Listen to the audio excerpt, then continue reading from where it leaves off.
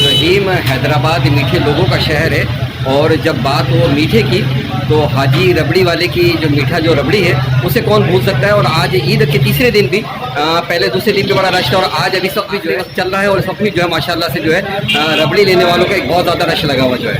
Voice of Hyderabad से मोहम्मद इमरान। हाजी रबड़ी की जो बड़ी मशहूर बड़ी शोहरत रही जो है, क्या कहेंगे इस हवाले से जो है? माशाल्लाह से है कि हमारे ईद त्यौहार पे होता ही बात है और नाम दौरान दुकान के माशाल्लाह की बात है।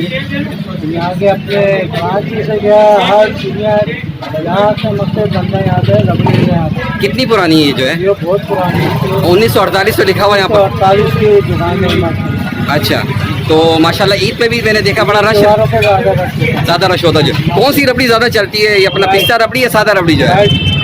वाइट रबड़ी। वाइट रबड़ी ज़्यादा चलती है जो है। तो अभी क्या 1300 रुपये किलो जो है? हाँ, अभी 1300, पिस्ता वाली 1400। चले जी, बहुत बहुत शुक्रिया जो है।